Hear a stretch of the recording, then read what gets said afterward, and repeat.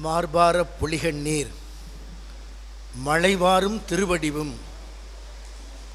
மதுர வாக்கில் சேர்வாகும் திருவாயில் தீந்தமிழின் மாலைகளும் செம்பொற்றாலே சார்பான திருமணமும் உளவார தனிப்படையும் தாமமாகி பார்வான தமிழ் திருவீதி பணி செய்து 20ஆம் நூற்றாண்டின் அப்பரடிகள் என்றும் காவி உடுத்திய காரல் மார்க்ஸ் என்றும் காவி உடுத்திய பெரியார் என்றும் எல்லோராலும் போற்றப்பட்ட கடைக்கோடி மக்களுக்குத்தான் ஆன்மீகம் என்று எடுத்துச் சென்ற நம்முடைய தவத்திரு குன்றக்குடி அடிகளார் அவர்களின் நூற்றாண்டு விழாவில் தொண்டு செய்து பழுத்த பழம் தூய தாடி மார்பில் விழும் மண்டை சுரப்பை உலகம் தொழும் மனக்குகையில் சிறுத்தை எழும் அவர்தான் பெரியார் என்று எத்தனை நூற்றாண்டுகள் கழிந்தாலும் சிந்திக்கிற பயணத்தை மானமும் அறிவும் மனிதருக்கு அழகு என்ற அந்த அறிவு பணியை பகுத்தறிவு பணியை எந்நாளும் அன்றும் இன்றும் சிறப்பாக செய்து கொண்டிருக்கிற தமிழர் தலைவர் திராவிடர் கழக தலைவர் ஆசிரியர் மாண்புமிகு கி வீரமணி ஐயா அவர்களே,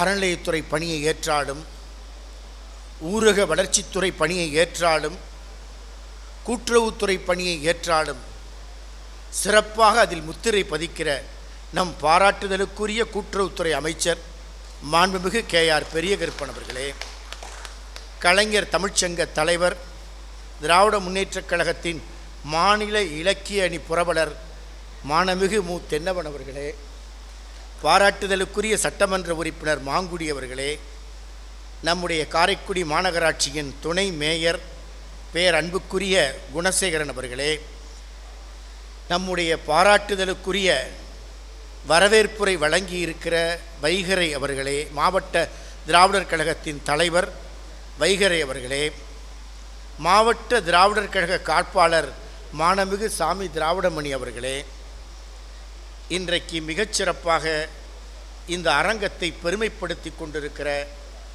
அழகப்பா பல்கலைக்கழகத்தின் முன்னாள் துணைவேந்தர் சுப்பையா அவர்களே, பாராட்டுதலுக்கும் பெருமைக்கும் உரிய சேங்கை மாறன் அவர்களே, புதுக்கோட்டை விராலிமலை அன்புக்குரிய சந்திரசேகரன் அவர்களே, அரங்கத்தில் வீற்றிருக்கிற பெருமக்களே, மதுரையிலிருந்து வருகை புரிந்திருக்கிற நம் பாராட்டுதலுக்குரிய வரதராஜன் அவர்களே, அனைவரையும் பெயர் சொல்லி அழைக்கத்தான் விருப்பம். காலம் கருதி நம்முடைய நட்பும் அன்பும் கருதி அனைவரையும் ஒரு சேர அழைத்து திராவிடர் கழகத்தின் தோழர்களையும் திராவிட முன்னேற்றக் கழகத்தின் தோழர்களையும் பெரியோர்களையும் சான்றோர்களையும் தாய்மார்களையும் பாராட்டி வாழ்த்தி ஒரு சில வார்த்தைகள். நமக்கு தரப்பட்டிருப்பது ஏற்புரை.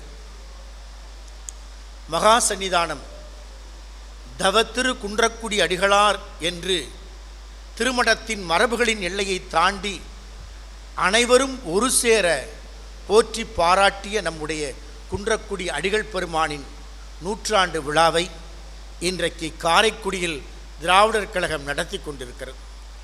அடிகளாரின் நூற்றாண்டு விழா என்ற அறிவிப்பு வந்த அடுத்த நிமிடத்திலேயே ஆசிரியரிடமிருந்து நமக்கு அழைப்பு. எப்படியும் அடிகளாரின் நூற்றாண்டு விழாவை நாங்கள்தான் முதலில் கொண்டாட வேண்டும், அந்த உறவு எங்களுக்கு இருக்கிறது. நாம் சற்று தயக்கம் காட்டி தாமதித்த போது நம்முடைய அமைச்சர் பெருந்தகை உடனே ஒப்புதல் தந்து தேதியும் குறிப்பிட்டு விட்டார். ஆக இந்த நிகழ்ச்சி நடப்பதற்கு மூலமும் முதலும் நம்முடைய அமைச்சர் பெருந்தகை தான். அதிலும் அவருக்கு குன்றக்குடியில் நடத்த வேண்டும் என்று விருப்பம், நமக்கும் ஆசிரியருக்கும் காரைக்குடியில் நடத்த வேண்டும் என்று விருப்பம். இத்தனை பேரும் காரைக்குடியிலிருந்து வந்திருக்கிறார்கள். அந்த வகையில் இன்றைக்கு நம்முடைய அடிகள் பெருமானுக்கு நூற்றாண்டு விழா என்பதை இதயபூர்வமாக அன்பின் அடித்தளத்தில் நம்முடைய பாராட்டுதலுக்குரிய ஆசிரியர் அவர்கள் சிறப்பாக நடத்தி அடிகளார் ஒரு அறிவு பெட்டகம் என்ற நூலை வெளியிட்டிருக்கிறார்கள். அடிகளார் ஒரு அறிவு பெட்டகம் மட்டுமல்ல, அவர்தான் அன்பு பெட்டகம், அவர்தான் அருள்ஞான பெட்டகம், அவர்தான் மனிதநேய பெட்டகம். கடைக்கோடி மக்களுக்கு ஆன்மீகம் தேவை என்று உரத்து உயர்த்தி சொன்னவர். திருமணத்தின் மரபின் எல்லைகளை தாண்டி மனிதர்களை தோளோடு தோள் கொடுத்து தூக்கிச் சென்ற பெருந்தகை அவர். அந்த நிலையிலே தான் எண்ணி பார்க்கிறோம். 1925 மகா சன்னிதானம் அவதரித்த ஆண்டு, 1924 முத்தமிழறிஞர் கலைஞர் தோன்றிய ஆண்டு. ஆண்டில் ஓராண்டு தான் 2 பேருக்கும் இடைவெளி. முத்தமிழறிஞர் கலைஞர் அவர்கள் சொல்வார்கள், 15 வயது அவருக்கு.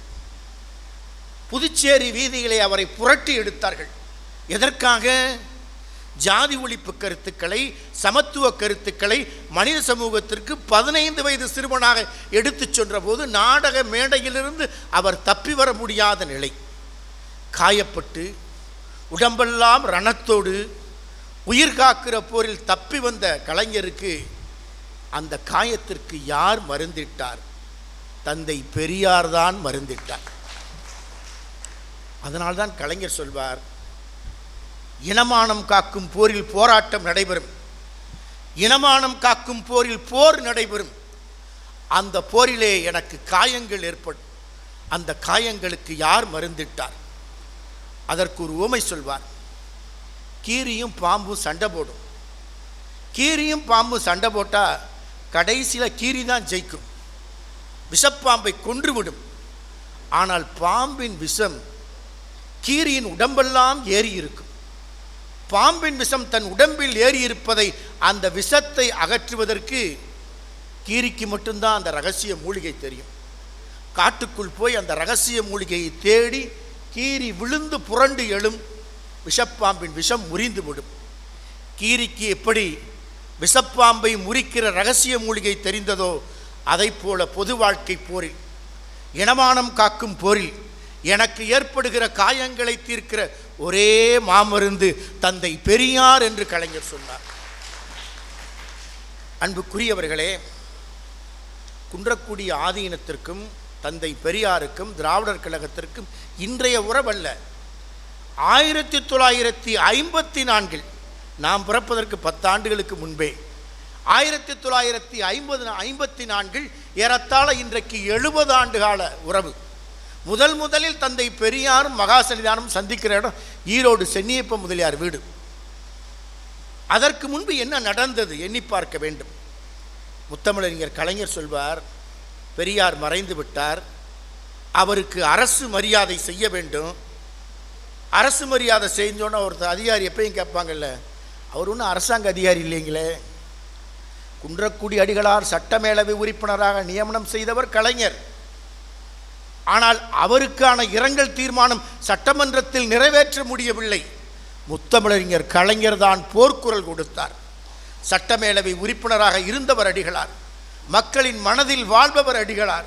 அவருக்கு இரங்கல் தீர்மானம் நிறைவேற்ற வேண்டும் என்று வலியுறுத்தினார். மடத்துக்கு ஓடி வந்தார் கலைஞர். 2 நாள் கழித்து, அப்போது செல்போன் கிடையாது, தகவல் தொடர்புகள் கிடையாது. தகவல் தொடர்புகள் இல்லாத காலத்தில் வெறும் செய்தித்தாள் மூலம் செய்திகளை தெரிந்த கலைஞர் அவர்கள் ஓடோடி வந்து நம்மை சந்திச்சாங்க. அப்போதான் நம்ம முதல் சந்திப்பு. நம்முடைய முத்தமிழறிஞர் கலைஞர் பேசுகிறாங்க. அடிகளாரை எண்ணி எண்ணி நெக்குருகுகிறார். எனக்கு என்னன்னு தெரியலை. அடிகளாரை சில மாதங்களுக்கு முன்பு ஒரு பொது நிகழ்ச்சியில் சந்தித்தேன்.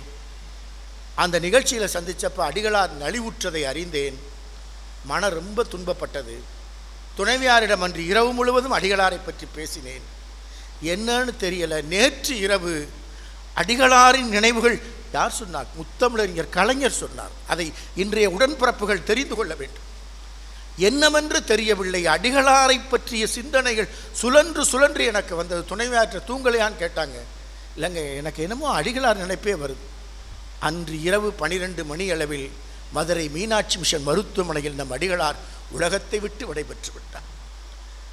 உணர்ச்சிதான் நட்பாம் கிழமை தரும், உணர்ச்சிதான் நட்பாம் கிழமை தரும், உணர்ச்சி பழகுதல் வேண்டா, உணர்ச்சிதான் நட்பாம் கிழமை தரும் என்பதற்கான குரலுக்கான எடுத்துக்காட்டு தான் கலைஞர் நம்முடைய அடிகளார் நட்பு.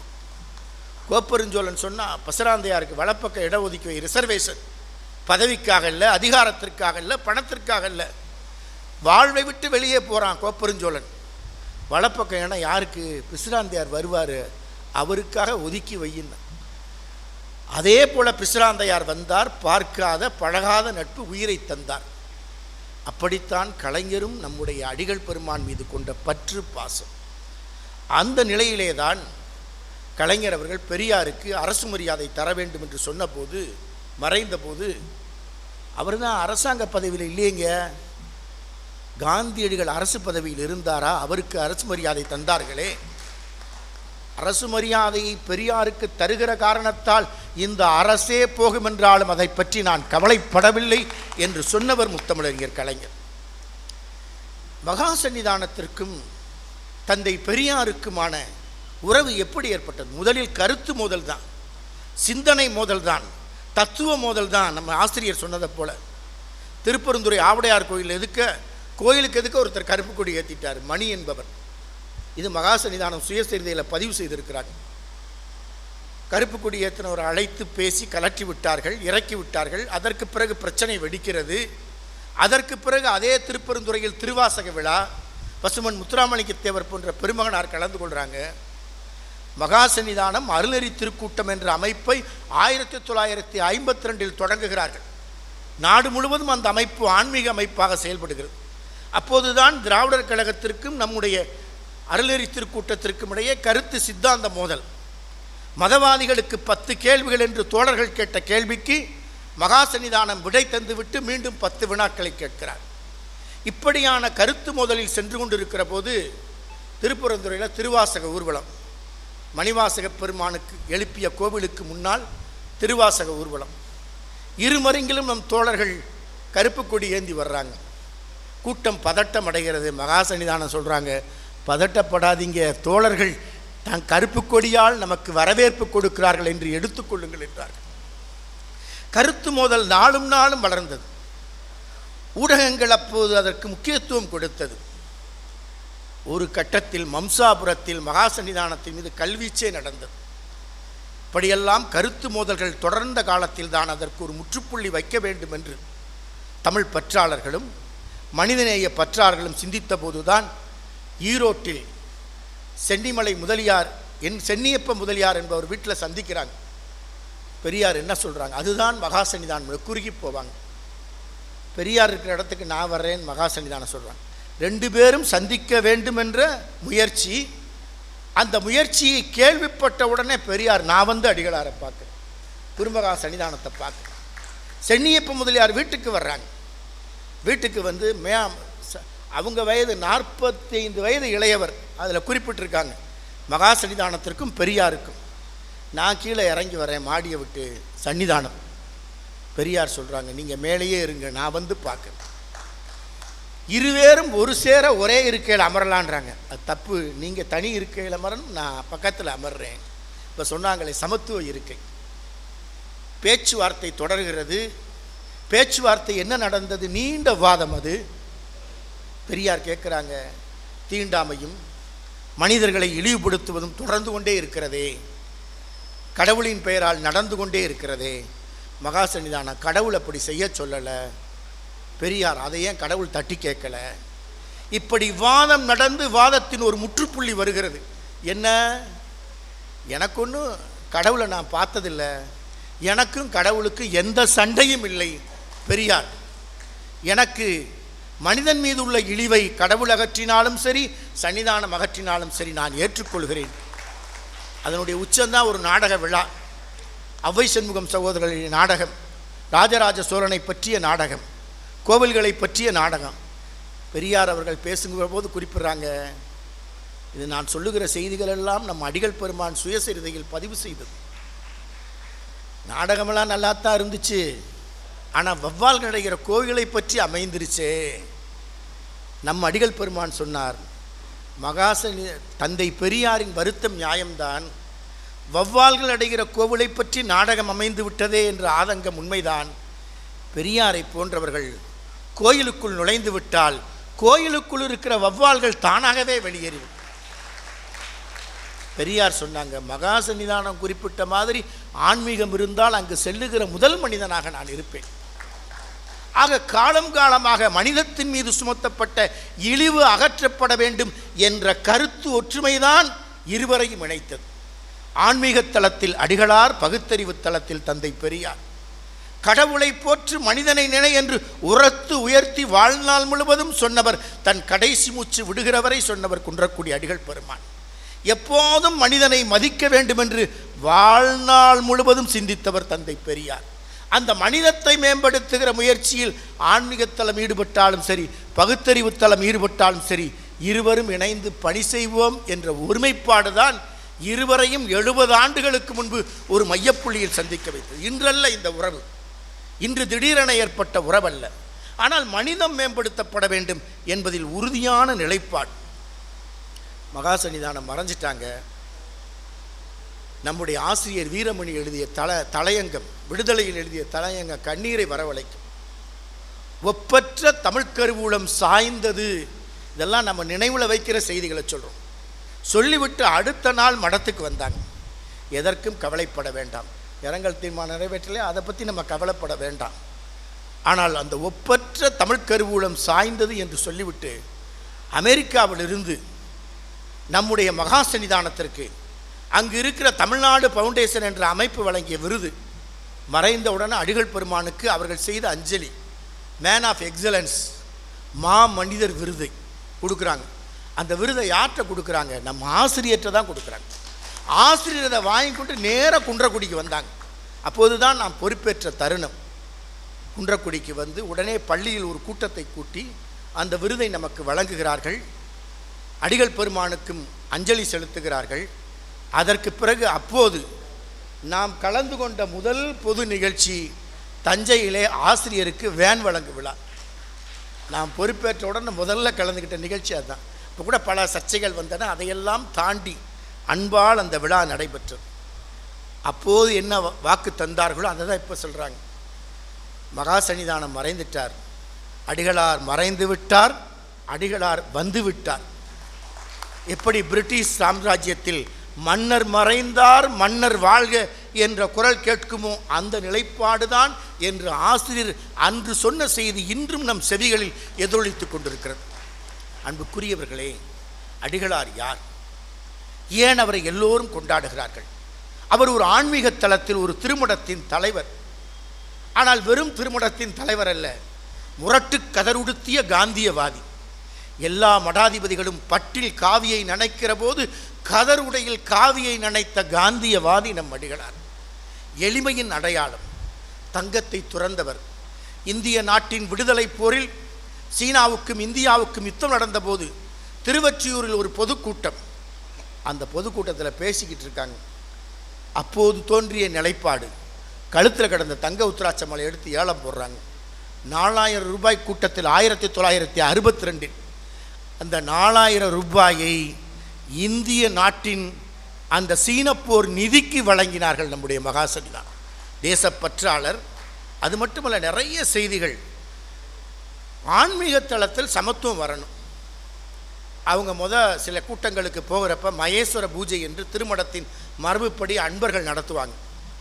அந்த மகேஸ்வர பூஜையில் அமர்ந்து அவர்கள் உணவு உண்ணும் போது இப்படி பார்க்குறாங்க. அவரோடு வந்த சில அன்பர்களை காணும். என்னங்க அவங்களாம் இங்கே, அவங்களுக்கு இந்த பந்தி கிடையாது. உடனே சாப்பிடாமல் வெளியே போனாங்க. மனித குலத்தின் சமத்துவம் எந்த தளத்திலும் இருக்க வேண்டும் என்பதில் வாழ்நாள் முழுவதும் உறுதியாக இருந்தவர் நம்ம அடிகளார். ஒரு நாள் மடத்தில் சொல்கிறாங்க, இன்றைக்கி நம்ம மடத்துக்கு ஒரு முக்கியமான விருந்தினர் வர்றாரு. யாருங்க? மன்னர் வர்றாரு, சிவகங்கை மன்னர். விருந்தை ஏற்பாடு பண்ணுன்னாங்க. தடபுடலாக விருந்து. இன்னைக்கு கூட எளிமையான உணவை மகிழ்ச்சியாய் அன்பாய் உண்டு நிறைவாய் சொன்னார் நம்ம ஆசிரியர் அவர்கள். அந்த விருந்து தடபுடலாக நடந்துச்சு. ரொம்ப நேரமாக மன்னர் வரலை. எல்லாரும் எதிர்பார்த்துக்கிட்டு இருந்தாங்க மடத்து பணியாளர்கள். கொஞ்சம் நேரம் கழித்து விவசாய தொழிலாளர் தோழர்கள் வந்தாங்க. அவர்களுக்கு பூர்ணகும்பம் கொடுத்து கூட்டு வாழை இலையிலே, தலைவாழை இலையில் மகா சன்னிதானம் பரிமாறுறாங்க. என்னங்க மன்னர் வர்றான்னு சொல்லிட்டு இவங்களுக்கு பரிமாறுறீங்களே? இவர்கள்தான் நம் நாட்டு மன்னர்கள் என்று சொன்னார் நம் மகா சன்னிதானம். இதனால்தான் அவர் போற்றப்படுகிறார். எங்கெல்லாம் மனிதம் உயர்த்தி பிடிக்கப்பட வேண்டுமோ அங்கு உயர்த்தி பிடித்தவர். அவருக்கு இந்த சிக்கிரிக்கும் ஒரு உறவு ஏற்பட்டது. அறிவியலுக்கும் ஆன்மீகத்திற்குமான பிணைப்பு ஒரு புதிய அத்தியாயம் தொடங்கப்பட்டது. எப்படி? குன்றக்குடிக்கு பக்கத்தில் கொரட்டின்னு ஒரு ஊர். அதில் குடிசைகள்லாம் திடீர்னு தீப்பிடிச்சது. அப்போ அங்கே இருக்கவங்கெல்லாம் என்ன செஞ்சாங்க? பாமர மக்கள், படிப்பில்லாத மக்கள், ஏதோ நம்ம ஊரை கொள்ளிவாய் பிசாசு முற்றுகையிட்டிருக்கு, அடிகளார் பகுத்தறிவாளர்களுக்கு நம்பிக்கை தந்தார். எப்படி? மூட நம்பிக்கையை ஒழிப்பதில் அவர்களோடு தோளோடு தோள் கொடுத்தார். அப்போ கொள்ளிவாய் பிசாசு நம்ம ஊரை கொரட்டியை முற்றுகையிட்டுருச்சு, என்ன செய்யறது தெரியல, ஒரு மந்திரவாதியை கூட்டிகிட்டு வரணும்னு சன்னிதானத்திட்ட சொல்கிறாங்க. சன்னிதானம் அந்த ஊருக்கே போயிட்டாங்க, கூரைகள் தீப்பிடிக்கிறத எப்படின்னு பார்க்கணும். அப்போ அப்படி சொன்ன உடனே சரிப்பா நான் மந்திரவாதியை கூட்டிகிட்டு வரேன்னு சொல்லிட்டு சிக்ரி விஞ்ஞானிகள் குழுவை அனுப்புனாங்க. Central electro chemical research institute காரைக்குடியில் இருக்கக்கூடிய அந்த ரிசர்ச் இன்ஸ்டியூட்லேருந்து ஒரு டீம் வந்துச்சு. அவங்கெல்லாம் ரிசர்ச் பண்ணாங்க, கண்டுபிடிச்சிட்டாங்க. ஒயிட் பாஸ்பரஸை யாரோ கூரைக்கு கீழே வைக்கிறாங்க ராத்திரியில், காலையில் சூரிய ஒளி பட்டோன்னே வெண் பாஸ்பரஸ் தீப்பிடிக்கும், கூரையும் எரிஞ்சிரும், இதை யாரோ செய்கிறாங்கன்னு சொல்லிட்டாங்க. இதை கண்டுபிடிச்சிட்டு அவங்க சொல்லிட்டு போகிறப்ப சாமி சொன்னாங்க சயின்டிஸ்ட்ட, உங்கள் வேலை முடியலைங்க. என்ன சாமி நீங்கள் தான் கேட்டீங்க இந்த குடிசையெல்லாம் எரியிறதை கண்டுபிடிங்கன்னு, இதை நான் கண்டுபிடிச்சி சொல்லிட்டேங்களே, அப்போ நாங்கள் போகலாம்லன்னு. அப்போது தான் சன்னிதானம் சொன்னார்கள், குடிசைகளின் மேற்கூரைகள் எரிந்ததை கண்டுபிடித்து விட்டீர்கள், குடிசைகளுக்கு உள்ளே இருக்கிற அடுப்புகளை எரிய வைக்கிற வேலையை நீங்கள் செய்ய வேண்டும். முதல் முறையாக ஒரு அறிவியல் நிறுவனமும் ஆன்மீக நிறுவனமும் கைகோர்த்தது. வார் எகென்ஸ்ட் பாவர்ட்டி, வறுமை எதிர்த்த ஒரு போர் பிரகடனம் செய்யப்பட்டது. 1980களில் இந்தியாவின் நாடாளுமன்றத்தில் அன்றைய பிரதமர் திருமதி இந்திரா காந்தி அம்மையார் சொன்னார்கள், Kundrakudi is a model village என்று பிரகடனம் செய்தார். அறிவியலும் ஆன்மீகமும் இணைந்தால் உலகத்தை சொர்க்கமயமாக்க முடியும், வறுமையை எதிர்த்து வெல்ல முடியும் என்பதற்கான அடையாளம்தான் அடிகளின் ஆன்மீக பணி. அதுக்காக இந்தியாவில் இதுவரை எந்த ஆன்மீக தலைவருக்கும் தரப்படாத அறிவியல் பரப்புனர் விருதை முதலில் பெற்றவர் நம் அடிகளார் தான். தேசிய அறிவியல் தினத்தை மடத்தின் குருபூஜையை கொண்டாடுவதைப் போல சிறப்பாக கொண்டாடியவர். இளம் விஞ்ஞானிகளை உருவாக்க வேண்டும் என்பதில் கண்ணும் கருத்துமாக இருந்தவர். அறிவியல் கண்காட்சிகளை நடத்தியவர்.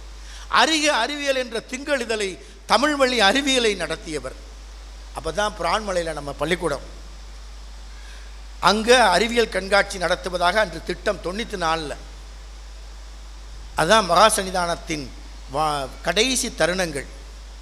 அறிவியல் கண்காட்சி நடத்தணும் நமது வள்ளல்பாரி மேல்நிலைப்பள்ளியில் திட்டமிட்டாங்க. ஆனால் கடும் மழை வந்தது. அப்போது அந்த பள்ளியில் போதுமான கட்டட வசதி இல்லை. கடைசி நேரத்தில் அந்த கண்காட்சி பிரான்மலையில் இருக்கிற தொடக்க பள்ளிக்கு மாறிடுச்சு. மகா சன்னிதானம் மனசில் ஒரு ஆழமான வருத்தம், அறிவியல் கண்காட்சியை ஊர் ஊராக நடத்தணும், நம்ம பள்ளிக்கூடத்தில் நடத்த முடியாமல் போயிருச்சே, இது நமக்கு பட்டது. சில மாதங்களில் மகா சன்னிதானம் மறைந்துட்டாங்க. வள்ளல் பாரி மேல்நிலை பள்ளிக்கு உடனே புதிய கட்டிடத்தை கட்டினோம். 4 வகுப்பறைகள் திறக்கிற நாள் அன்னைக்கு காலையில் ஒரு செய்தி. இப்போது ஆசிரியர் வருத்தப்பட்டதை போல் அந்த செய்தியை அந்த தலைமை ஆசிரியர் சொல்கிறார், இன்றைக்கி விழா வேண்டாம், ஒத்தி வச்சுடும், இந்த செய்தி யார்ட்டையும் சொல்லாதீங்க, இன்றைக்கி அந்த விழா அந்த நேரத்தில் நடந்தே ஆகணும். அந்த நேரத்தில் அந்த விழாவிற்கு சென்று வள்ளல் பாரி மேல்நிலைப் பள்ளியின் புதிய கட்டிடத்தை திறந்தோம். ஊர் மக்கள்லாம் ரொம்ப சந்தோஷமாக மகிழ்ச்சியாக சொந்த வீட்டு விழாவை போல கூடியிருந்தார்கள். பெற்றோர்கள், மாணவர்கள், ஆசிரியர்கள், ஊர் பொதுமக்கள். நம்ம இப்படி தான் பேசணும். இன்றைக்கு இந்த பள்ளி விழாவில் நான் தாய்ப்பால் குடித்த உணர்வை விட மகா சன்னிதானத்தின் தமிழ்ப்பால் குடித்த உணர்வோடு தான் நின்று கொண்டிருக்கிறேன். இதைத்தான் தினமணி அப்போ தலையங்கம் போட்டாங்க.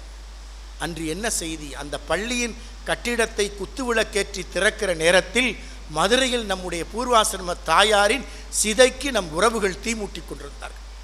தாயார் மறைந்த அதே நிலையில்தான் நம் மகா சன்னிதானம் எண்ணி பார்த்த கனவை நாம் நிறைவேற்றினோம். வானத்திலிருந்து இன்னைக்கு மாதிரி மழை பெஞ்சது.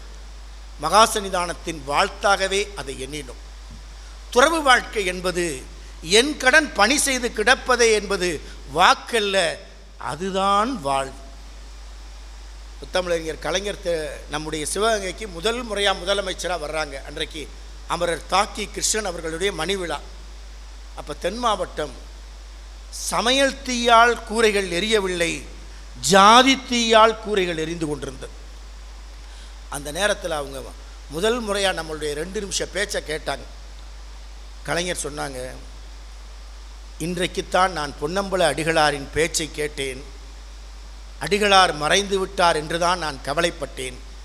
அவரது பேச்சை கேட்ட பிறகு அந்த அடிகளார் இப்போது வந்துவிட்டார் என்று உணர்கிறேன்.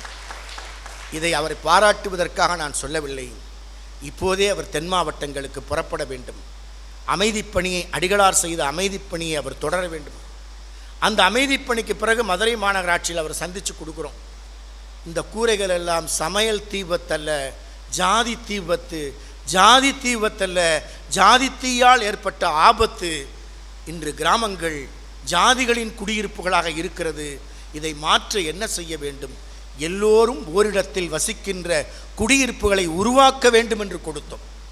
அதுதான் பின்னாளில் சில மாதங்களில் பெரியார் நினைவு சமத்துவபுரங்களை தமிழகம் முழுவதும் கொண்டு வந்தார். மண்டைக்காடு மதக்கலவரத்தில் மகா சன்னிதானம் மீன் விற்ற கதையை சொன்னார்கள். கண் கலங்க வைப்பது. 1982 கன்னியாகுமரிக்கு போகிறாங்க. தனி ஒருவராய் காவி உடுத்திய துறவியாய். என்ன இருக்கிறது ஒரு உயிர் தான், போனால் போகுது. 48 நாட்கள் அங்கே கடுந்தவம். வேறுபட்ட கருத்துடையவர்களை ஒருமித்தார்கள். அப்போ தான் கடைசி சவால். மீன் எடுத்து மீன் வாங்கக்கூடாதுன்னு ஒரு கூட்டம் புறக்கணிக்குது. மீனை வாங்க வைக்க வேண்டும் என்று தன் வாழ்நாளில் ஒரு முறை கூட தொட்டு பார்த்திராத மீனை எடுத்து குவி ஏலம் போட்டு விற்றார்கள். இதே தான் நம்ம சுனாமியில் பார்த்தோம். சுனாமியில் சில நிமிடங்களில் கடற்கரையோர கிராமங்கள் காணாமல் போயிடுச்சு.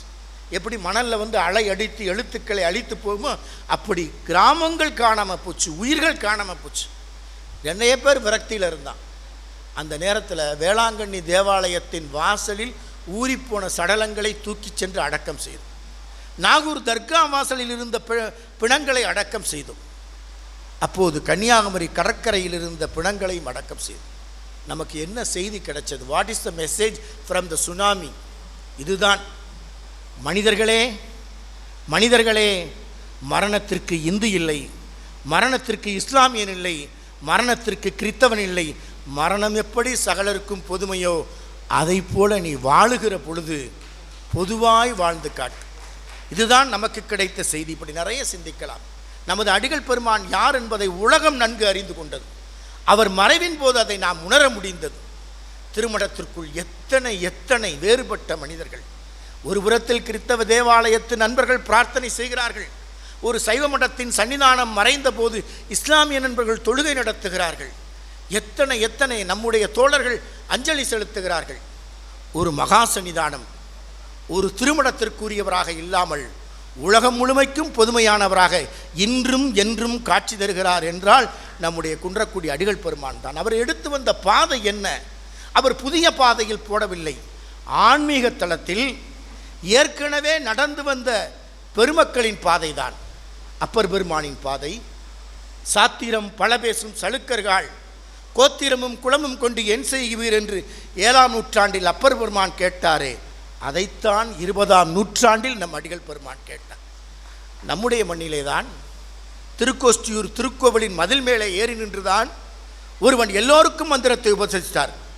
ஐயகோ, எல்லா மக்களுக்கும் மந்திரத்தை சொல்றியே, கேட்கக்கூடாதவங்க கேட்குறாங்களே, சொல்லக்கூடாதவர்களுக்கு சொல்லுகிறாயே, அதனால் என்னங்க? அவர் குருநாதர்கிட்ட கேட்டார். அதனால் வேற ஒன்றும் இல்லை, நீ நரகத்துக்கு போவ. சிரித்துக்கொண்டே ஆடிக்கொண்டே சொன்னார்.